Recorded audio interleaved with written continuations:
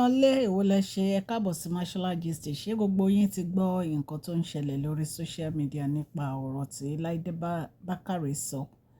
Ẹ jẹ́ kí n kọ́kọ́ play ọ̀rọ̀ Laide Bakare náà nítorí ó sọ̀rọ̀ nípa woman trafficking, bí wọ́n ṣe ń kó àwọn ọmọ wa lọ sí òkè òkun tí wọ́n lọ ń fi wọ́n ṣe iṣẹ́ tí ò yẹ kán fi wọ́n ṣe.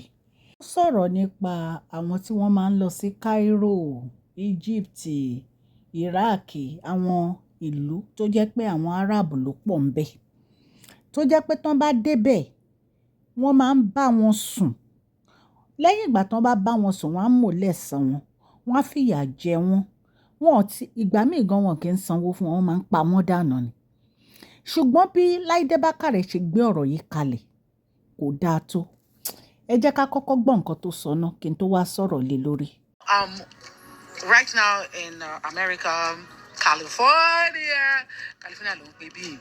So I saw some very interesting videos online about child trafficking, human trafficking, not even child, because most of the stories I found out about are stories of young adults and adults and very grown-up people. So this is the question, and this is my worry. Number one worry is that I don't know.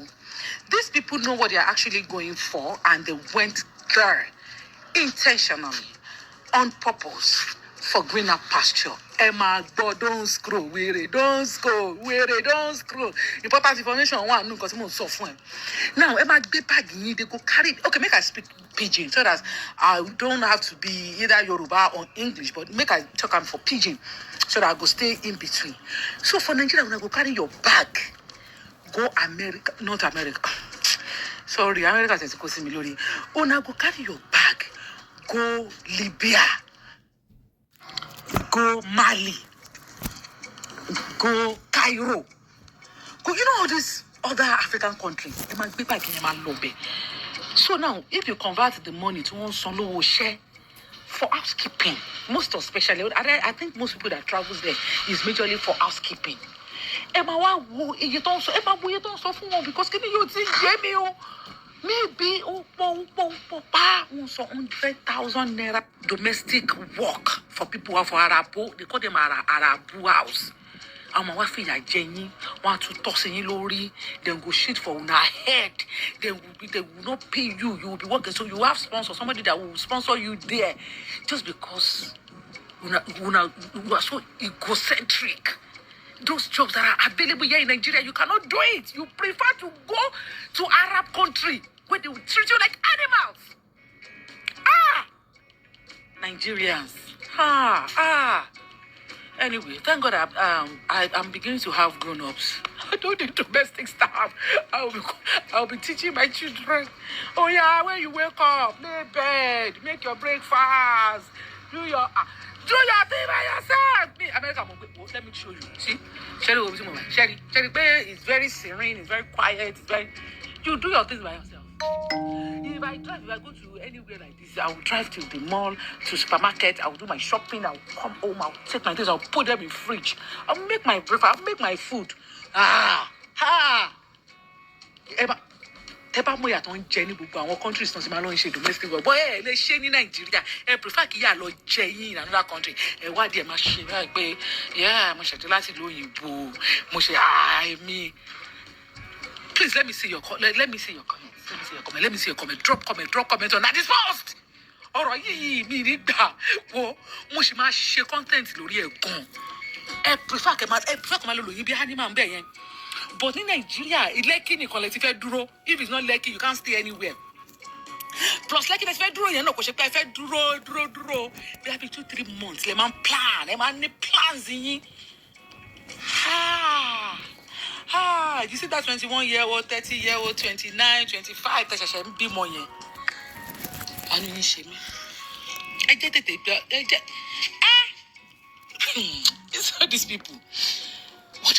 Let me give me more stories. The reason why people prefer Nigeria, give me more reasons. Kemalola, Mali, Libya, Qatar, Iraq, Iran,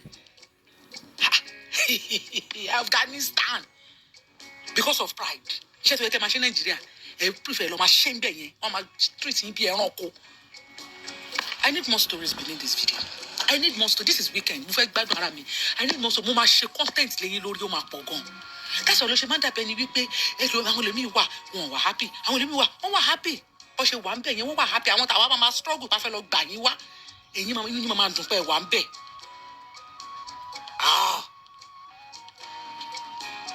I rest my case. I rest my case. Èèyàn lé bí mo ṣe sọ nǹkan tí actress Laide Bakare ń sọ nǹkan tó dáa ni nǹkan tó dẹ̀ mú ọpọlọ dání ni nítorí pé wọ́n feel pé kò dáa kí ìyà kó máa jẹ àwọn ọmọ Nàìjíríà lókè òkun ṣùgbọ́n àgbékalẹ̀ wọn ni ò dáa.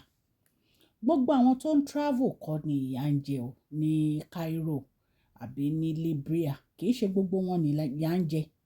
Ẹlòmíì owó tó ń gbà ní Nàìjíríà ó kéré sí owó tó ń gbà ní Cairo àbí Libya àbí Mali.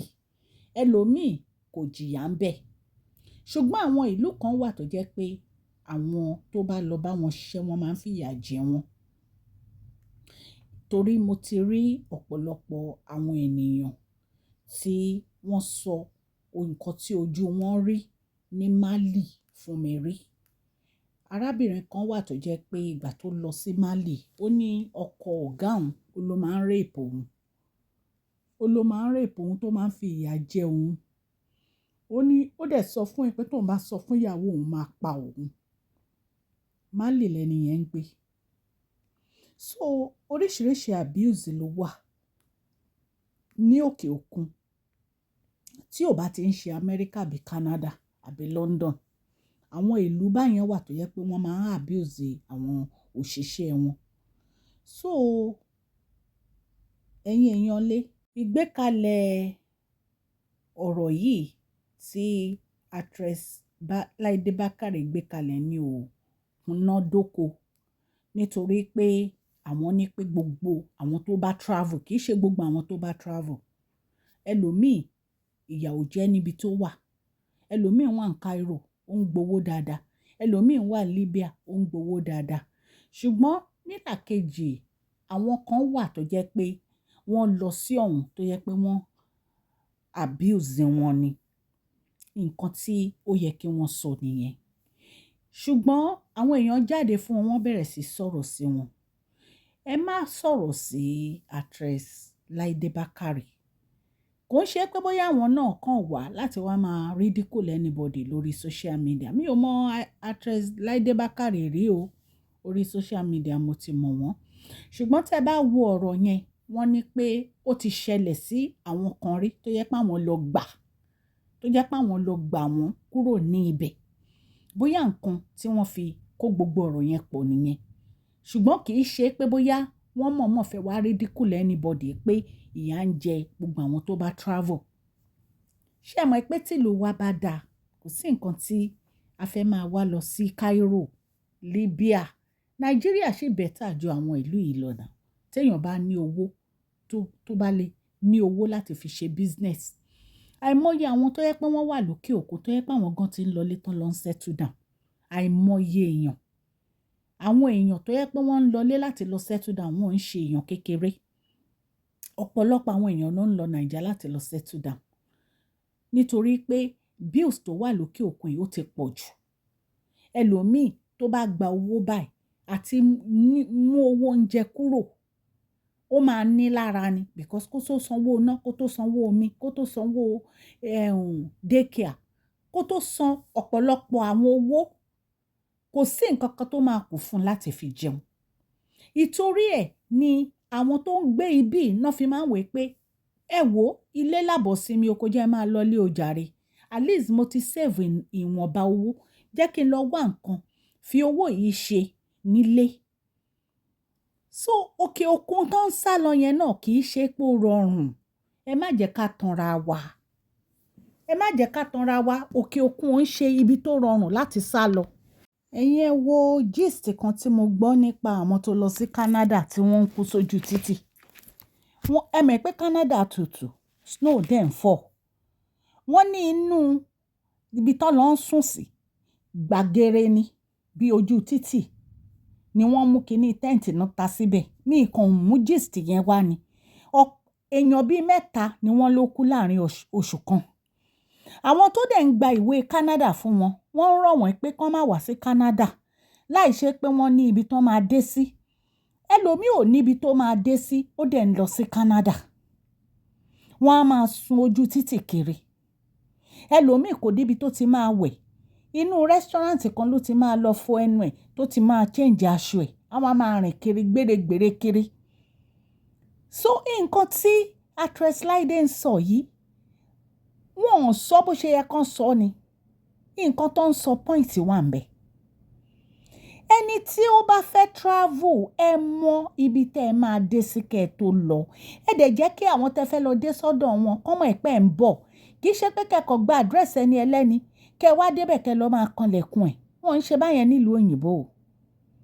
Tó o bá mọ ẹni yẹn kẹjọ sọ́kúnná, má lọ lé wọn.